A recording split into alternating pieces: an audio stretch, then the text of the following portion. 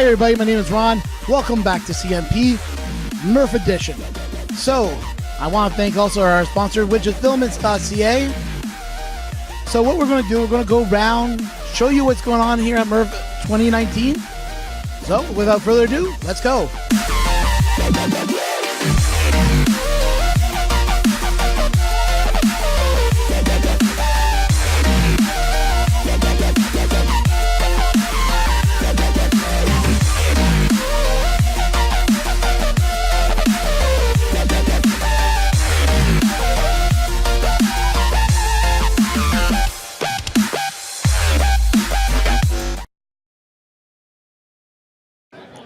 Okay, everybody, you may not know him.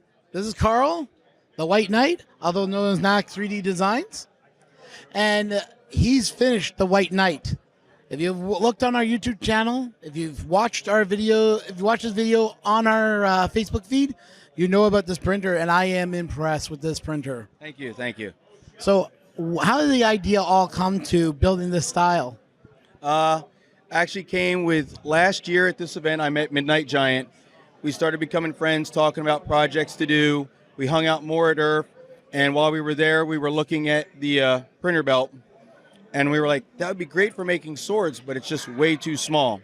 So the thought was then, well, maybe we'll buy one of them. I'll reverse engineer it, make it big enough to suit our job, and go that route. And then we all know what happened to printer belt. So I went, well, I guess now I got to do it all on my own. Took a couple quick looks at some pictures of the black belt and some more pictures of the printer belt, and I was like, I just don't like any of it.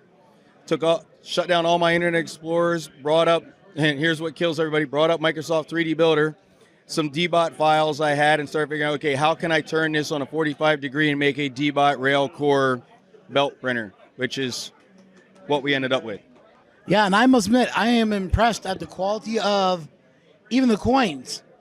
Like, they turn out great, and I really do enjoy it. I really think that you got something here that I can't wait to see more of, because I know you still said there's a couple more tweaks you have to do to this. Is that correct? Yeah, there's a few minor adjustments we need to make. I still have an issue with backlash on the Z-axis, and we know what the problem is. I just need to put a tensioner on the dry belt for the roller, and layer cooling could still be better. I was actually looking at some technology here with using forced air instead of trying to keep the fans down there on the bottom. So we may run another Bowden tube and run a forced air design on it instead for future. Well, I'm looking forward to seeing the next iteration. I guess that'll be at Earth? Hopefully so, yeah. We may even, I'm kind of hoping to build a scaled down version of this that we're going to call it the Squire, because, well, every knight needs a Squire. And I just happen to have an abundance of 9-inch wide stainless steel belt material that was given to me when my uncle closed his machine shop down. I'm like, well, why not use it? And the nice thing is, I have no need for it. Once I know what I get, I'll get the right equipment where I can cut it, and I'll save everybody a fortune on making Squires and sell the sheets for like 20, 30 bucks a piece or whatever, and get rid of all that extra metal and make a little bit of money at least. So, yeah, well, I'm looking forward to seeing the next iteration, and also seeing you guys back at Earth. Definitely can't wait to see you there. Thanks. Hi, everybody. So I'm here with, would you believe it's Chris from Earth.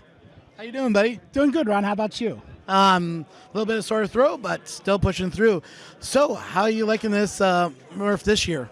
This is definitely the biggest year. This place was packed. More printers, more people, more everything. Definitely the biggest year. It's been awesome. Yeah, and with seeing this, I'm thinking Earth is going to be just as good. I'm hoping so. I can tell you we have more sponsors signed up now than we did this point last year. Talked to a lot of people this weekend, looking very promising for even more sponsors. And we have a couple cool tricks up our sleeve for this year. Not ready to announce it yet, but there's going to be some cool stuff.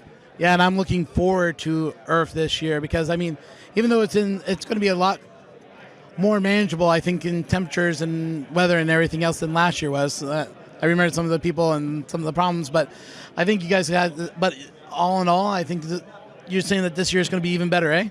Absolutely. Gotta raise the bar every year. Keep the community happy. Show them some new stuff. The Pinewood Derby will be back. We even making some improvements there, getting a better track for that. Maybe do some increased race classes, so not just one set of races. So we're going to do what we can to make it interesting and make it a compelling thing for people to want to come out and see.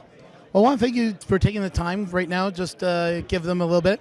And if people want to follow to know when registration and everything starts up, where would they want to go to? Facebook at Earth 2018 is our group page. At Earth 2018 is Twitter. At Earth 2018 on Instagram. Well, thank you so much for taking the time, and have yourself a great time. Thanks, Ron. Hope you had a great show. Awesome to see you, buddy. Yeah, nice to see you too. Take care. Once again, I'm here at MFR, and I discovered another maker that just blew my mind away. Color lithograms. How did you come up with the idea? People have been trying to do color lithophane for a while, and what kind of triggered my mind one day was I was looking at the copy machine at work, and you have cyan, yellow, magenta, and you're printing on white. So I thought, well, maybe if I got those filaments and did something with them, I could do that. So what I do is I take very thin layers of those colors and stack them. And by the different, combinations of yellow or magenta or cyan, you get a rainbow of colors. And then by having the lithophane on top of it, it controls the brightness, and it also gives you the grayscale. Like if you have I don't have a black, so if it's really thick there, you can get the black in there or something like that.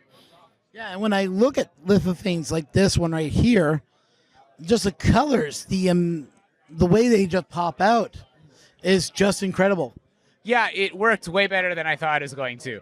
Again, the lithophane really is kind of also, because I basically what I had to do, I had to convert the photo into pixels. And so when I print them, each pixels are basically 0.8 millimeters square. So if you look at it, you can see it's kind of pixelated. But then again, with the lithophane effect, it kind of blurs that out so you don't notice. It gives it a much higher resolution than it really is. Yeah, when I saw these other ones here. Yeah, so this was a failed print, but I brought it to sort of show how the layers are kind of built from the bottom up, and you can see that it's definitely pixelated. I mean, not huge pixels, but it's definitely pixelated when it's being printed, originally. Yeah. Lithoplaning is something I'm getting into now. It's been really tricky to get the right print. So I also noticed that with the color, so how did you get the color actually to come out? Was it like through using like a palette or something like that? Yes. I have a Mosaic Palette 2 Pro, and that's how I get the multicolors in the print. So it matches up really well because then I get the cyan, yellow, magenta, and white, and the palette has 4 colors that go into it, and so it works really well. Wow, that's amazing. Well, thank you so much for taking the time. I do appreciate it. Thank you. And where would people find your more information about this if they're interested in going this route? Pretty much most of my stuff I post on Twitter. So my Twitter handle is pattern to print. That's TO, not the number 2. I have a YouTube channel, but haven't really put much content on it lately because I've been kind of more busy doing design work than kind of creating any content. So I understand that. But I want to thank you so much for giving me the time, and have yourself a great day. Thanks. Look who I found. It's the Maker Noob. How you doing, buddy? Very, very good, actually. A bit tired, still a bit jet lagged, but getting there. Yeah, it's a long day here at MFR. Yeah. Yesterday was absolutely incredible, actually. The amount of people, I was not expecting this at all. Yeah, and with your channel, I don't think we've seen the mural yet. What's going on with that one? So, next week I'll be going by to a shop in Malta, Patrick Prince, to laser cut the base. It's in plywood. All the parts are in. The Arduino electronics are in. Lights are in.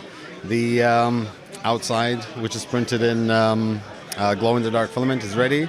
So it's just a matter of putting it together and putting it up. So we're going to see it soon then? Yeah, probably in about 2 weeks. Should be up on the wall. Yeah, because I know that mural was looking amazing when I saw it. Yeah. Also, I guess all the candy helped? Yes.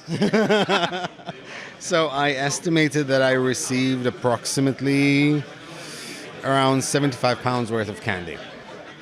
Okay, the way to go, everybody.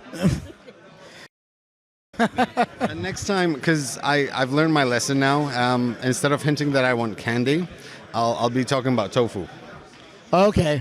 I thought you were going to go with maple syrup instead. No, it's maybe chili sauce or chili seeds, I'll start my own farming business, Oh, God, I can see everybody saying your stuff. Just in case YouTube tanks, I'll do chili.